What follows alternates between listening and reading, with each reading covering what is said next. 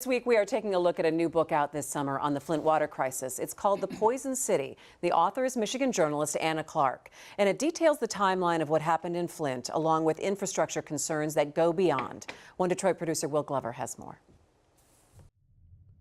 In April of 2014, the city of Flint would stop getting its water supply from Detroit under the authority of a state-appointed emergency manager.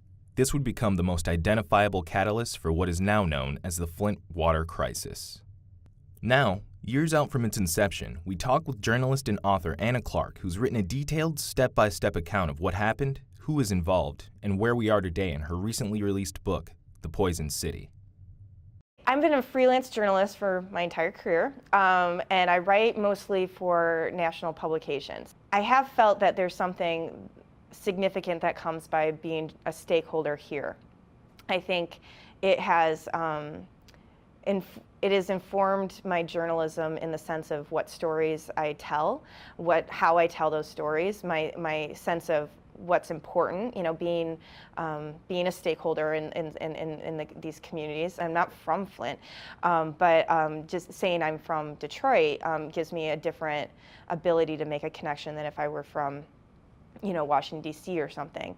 When the water crisis was really beginning to become a thing, I did some articles about it, approaching it from different angles, about how it was reported, about Michigan's transparency laws or lack thereof and how that related to Flint. And out of those articles came the opportunity to do a book, which, I was grateful to do just because this is something that needs to be told not iteratively in daily dispatches, or not only in that, but also in something that's more comprehensive.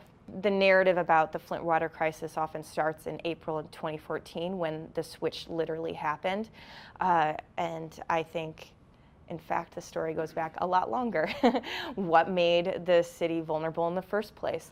What set the groundwork for this community being hungry for some kind of water relief? They were paying, if not the most expensive water bills in the nation, among the most expensive water bills in the nation, and they're a disproportionately poor community. It was the water crisis before the water crisis, and the reasons for that, again, go back into 2 decades of strategic disinvestment and segregation, and just the abandonment of Flint and core cities like it all across this country. What happened was that there was a state-appointed emergency manager under which the decision was made to leave the Detroit water system, move to a new water system, and they decided in the interim they were going to use the Flint River as a drinking water source. They did get the Flint City Council to vote on the record that they wanted to join that new water source. That vote had no power behind it because of the emergency manager's authority. There's no record of them making any vote on the use of the Flint River. And in fact, they are on record trying to get away from the Flint River and back to Detroit as the problems were accelerating. The piece that's often misunderstood is that the local leadership in Flint did not have authority over their city throughout all the decisions that were pertinent in setting the groundwork for what became a citywide water disaster.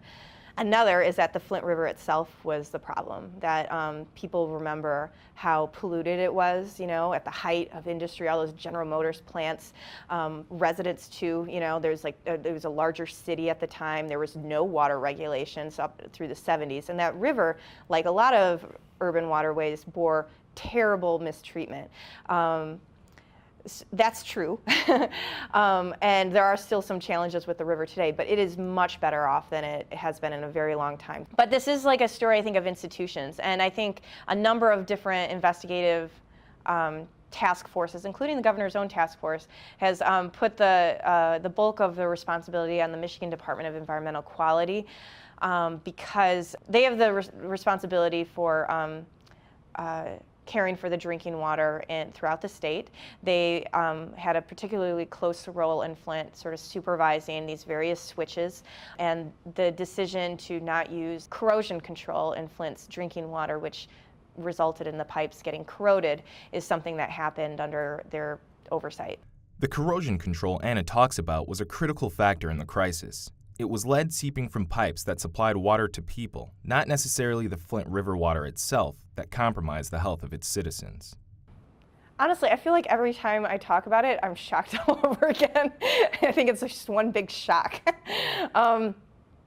I think a few things that have shocked me is what the seriousness of lead is, like looking back at the history of lead, how it is one of the world's best known neurotoxins.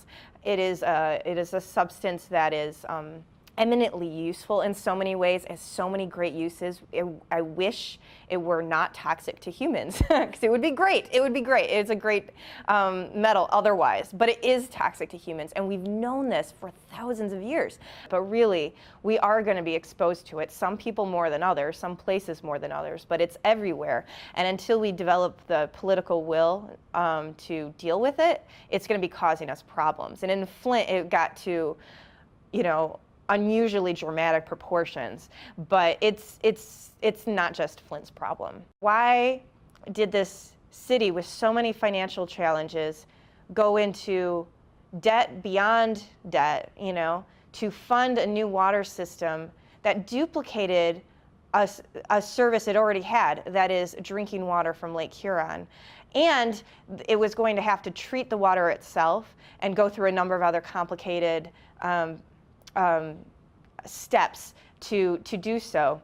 It just seems odd that these decisions were made, and I think it's like in a lot of ways it just seems irrational. We're just saying that this needs to be taken seriously, and that there were like man-made decisions that happened that set this up. And in my case, in the book, I'm also trying to give it a little bit of a double meaning, to look at how we've poisoned our cities by trying so hard to design them on this so-called separate but equal basis, and we have not undone that system with the same vigor with which it was done, and therefore we are still dealing with the disaster of it.